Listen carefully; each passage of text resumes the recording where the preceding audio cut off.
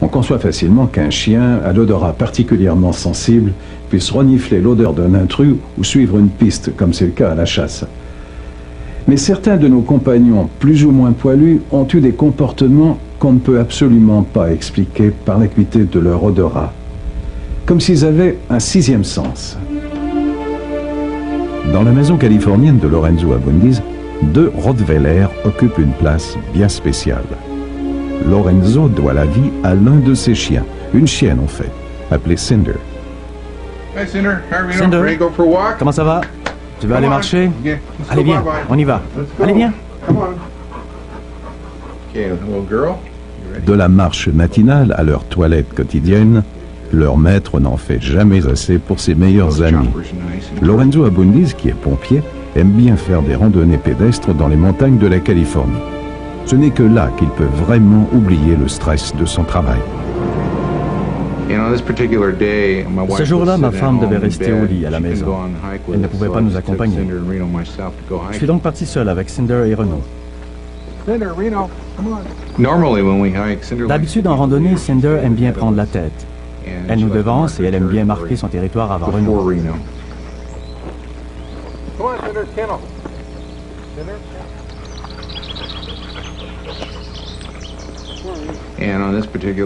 Ce jour-là, son comportement était vraiment étrange.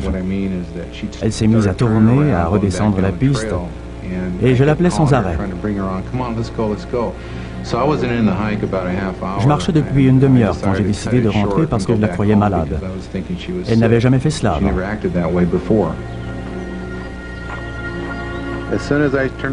Dès que j'ai fait demi-tour pour redescendre, elle a pris la tête. Elle voulait me ramener à la voiture et rentrer à la maison.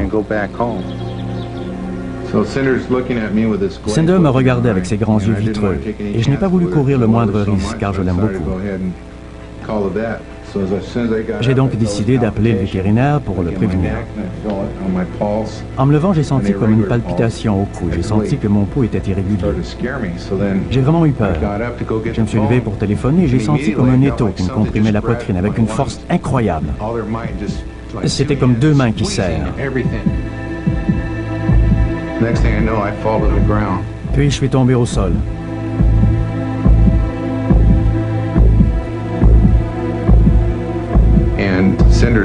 Et je me souviens que Cinder m'encourageait avec son museau sur ma main. Je pouvais sentir le téléphone. J'étais faible, mais j'ai pu composer le 911 avec mon pouce. Je n'ai même pas pu l'approcher de mon oreille. Je me souviens que l'opératrice a répondu, je pouvais l'entendre. Et j'ai dit que j'étais pompier, que j'avais une crise cardiaque. S'il vous plaît, envoyez quelqu'un immédiatement.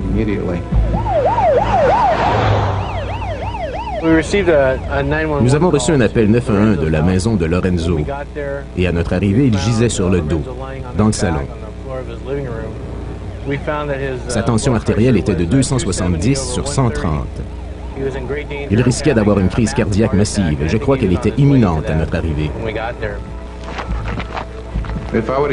Si j'avais poursuivi l'ascension de cette montagne, qui prend normalement de 3h30 à 4h, je ne serais pas là aujourd'hui, car cet incident se serait produit là-haut. Je serais mort sur la piste et il n'y aurait eu personne.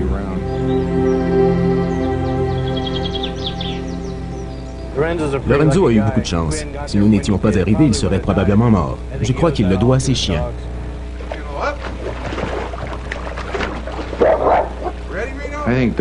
Je pense que les chiens possèdent un sens spécial. Ils peuvent entendre les battements de notre cœur à plus de 6 mètres. Nous devons simplement prendre le temps d'écouter nos animaux.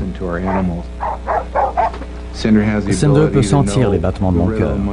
Elle peut sans doute percevoir ou sentir l'adrénaline dans mon corps, les changements de ma chimie corporelle.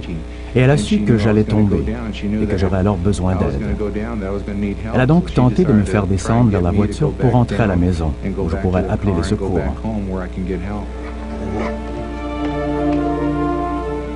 Je pense qu'elle a compris que le téléphone permet aux humains d'en contacter d'autres. C'est donc pour cela qu'elle m'a apporté le téléphone.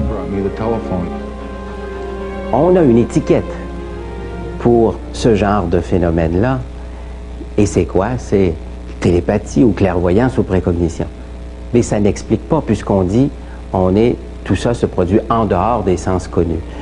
Donc c'est intéressant comme désignation, mais ça n'explique rien. Encore le mystère, encore l'énigme relativement à cette relation étroite entre l'animal et le maître.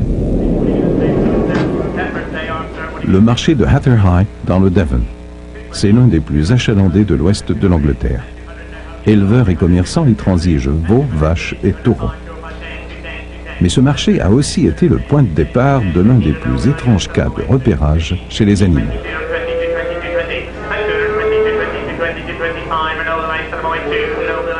C'est ici que la vache Blackie et son veau ont été vendus à Lancan, à deux éleveurs différents. Arthur Sleeman a acheté le veau et sa mère Blackie a été acquise par cet autre éleveur, Bob Willacott. Les deux hommes sont rentrés avec leurs achats respectifs. Mais dans l'étable de Bob, la vache Blackie ne semblait pas très heureuse.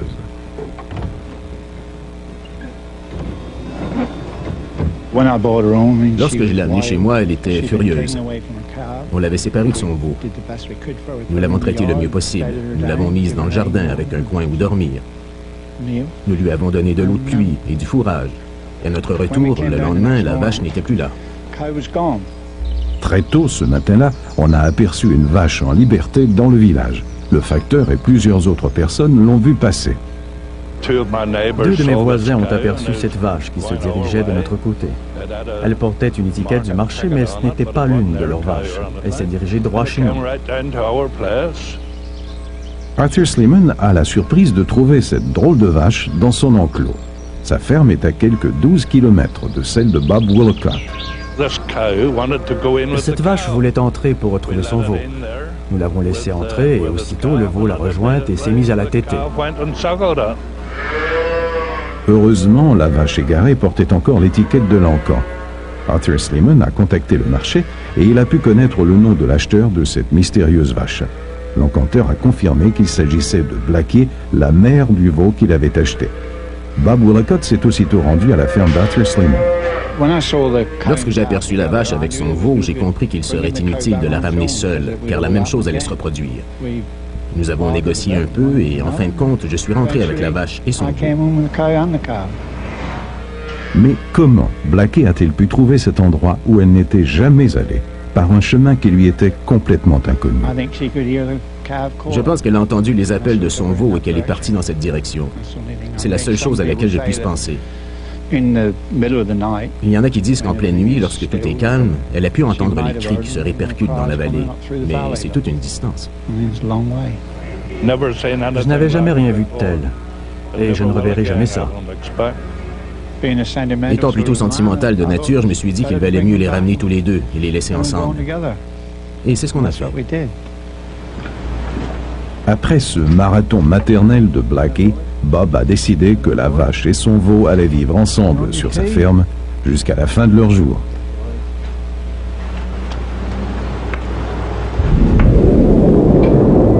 Blake, le chien de berger, ne porte aucune trace de son incroyable périple dans l'est de l'Angleterre. Ses talents de chien de berger capable de rassembler des centaines de moutons et de les conduire dans un enclos ne sont rien par rapport à ses aptitudes à retrouver son chemin. Son odyssée a commencé un jour que son propriétaire avait garé sa Land Rover, laissant Blake à l'intérieur. Lorsque Tony Balderston est revenu quelques minutes plus tard, son véhicule et son chien avaient disparu. Je suis parti 20 ou 25 minutes et à mon retour, je n'en croyais pas mes yeux. La Land Rover, la remorque, les chiens, tout avait disparu. Les voleurs ont décidé de larguer la remorque. On l'a retrouvée vide dans le stationnement de Downham Market, loin de la maison de Blake. C'est ici, très loin des pâturages auxquels il était habitué, en plein cœur d'une ville qui lui était étrangère, que Blake entreprend son incroyable voyage. Downham Market, la ville où Blake a été enlevé, est à 80 km à vol d'oiseau de la maison qu'il habite, près de Holt. Et en outre, Blake a fait un détour. Blake n'a pas été vu avant le surlendemain, au matin. Mon fils, qui passait par Choix Farm, l'a aperçu, mais Blake était plutôt indépendant de nature. Il n'a pas été capable de l'attraper et j'ai pensé qu'il allait rentrer directement à la maison. Mais il a plutôt fait un détour par Little Fresham, où j'amène parfois quelques moutons. Tony a fait courir la nouvelle parmi les éleveurs de Norfolk et Blake a été repéré par Jenny Moulton. J'ai aperçu Blake le lendemain de l'appel de Tony Balderton à mon insu, car sur le coup, je n'ai pas reconnu le chien que j'ai vu. Il marchait au bord de la route A47, une route très achalandée tout le matin. Blake semblait très triste, la queue basse, et je regrette de ne pas l'avoir reconnu à ce moment-là. Je n'ai pas fait le rapprochement. À ce stade, Tony avait contacté la station de radio locale. Il a demandé aux auditeurs d'ouvrir l'œil. Lorsque des gens me téléphonaient, évidemment, j'allais aux endroits d'où provenaient les appels et j'essayais alors, par déduction, de deviner par quel chemin ils rentraient à la maison. Mais ils prenaient toujours une autre route. Chaque fois que Tony essayait de prédire son trajet, le chien était repéré ailleurs.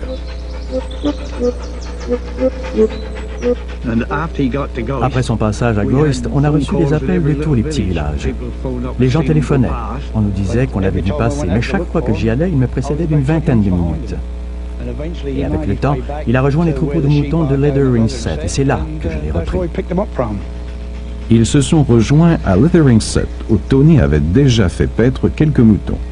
Blake avait décidé d'y chercher Tony. Parti depuis 5 jours, il avait parcouru près de 100 km jusqu'au village le plus près de son foyer. À son retour, il était amaigri, sale et très affaibli. Les coussinets de ses pattes étaient endommagés et il boitait. Il m'a regardé pendant quelques secondes avant de venir à moi. Je pense qu'il avait peur de se faire gronder pour être parti aussi longtemps.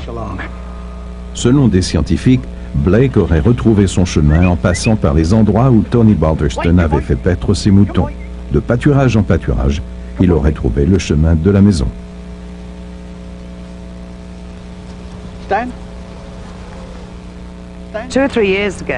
Il y a 2 ou 3 ans, Tony Balderston avait l'habitude de faire paître ses moutons ici pendant l'hiver. On ne peut donc que présumer que lorsque les voleurs l'ont laissé partir, il s'est dit qu'il connaissait cette région et en fait, il est revenu au pâturage qu'il avait connu plusieurs années auparavant.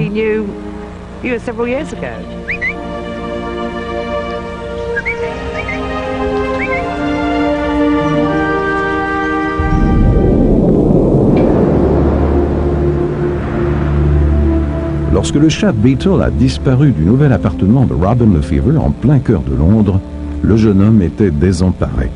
Le chat n'y vivait que depuis 6 mois et il n'avait jamais mis le museau à l'extérieur. Nous avons mis des affiches un peu partout, dans l'espoir que des gens l'aperçoivent, et c'était épouvantable, car il ne revenait pas. Nous ne nous attendions plus à le revoir un jour. Robin Lefevre s'inquiétait de plus en plus que Beetle soit au large. Son chat errait dans la grande capitale, lui qui n'avait connu jusque-là que la quiétude de la maison de campagne de la famille, près de Canterbury, à 270 km de là. Les mois ont passé. Robin Lefevre se disait que plus jamais il ne reverrait Beetle, jusqu'à ce jour qu'il n'oubliera jamais. J'étais au travail lorsque mes parents m'ont téléphoné pour m'annoncer une nouvelle incroyable. Nos voisins venaient de trouver Beetle dans leur remise à bois. J'étais renversé car il avait disparu depuis plusieurs mois. Mais le vrai mystère, c'est comment ce chat a-t-il bien pu retrouver son chemin? Tout ce parcours lui était inconnu. De retour à son ancien domicile, le chat ne semblait pas avoir maigri. Ses maîtres se disent qu'il doit avoir séduit quelques âmes charitables qui l'auront bien nourri pendant son retour. Mais le grand mystère, c'est comment ce chat a bien pu retrouver son ancien domicile. Son trajet doit l'avoir mené parmi les rues les plus achalandées d'Europe, dans la circulation menaçante, et tout cela sur un parcours qui lui était complètement étranger. Le plus incroyable, c'est que parti de North Kensington, il aurait traversé toute la ville de Londres, franchi la Tamise, continué jusqu'à South London, puis Medway qu'il a probablement traversé. Puis il a dû poursuivre sa route dans le Kent, jusqu'ici, passer Canterbury.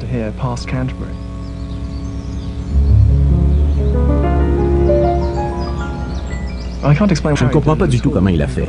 Un de ses frères de la même portée a été transporté jusqu'à une ville côtière, à une 50aine de kilomètres de distance. Il est revenu directement ici, lui aussi. J'imagine simplement qu'il y a quelque chose de particulier à cette région, ou peut-être à cette portée de chat qui en fait des spécialistes du retour au gîte.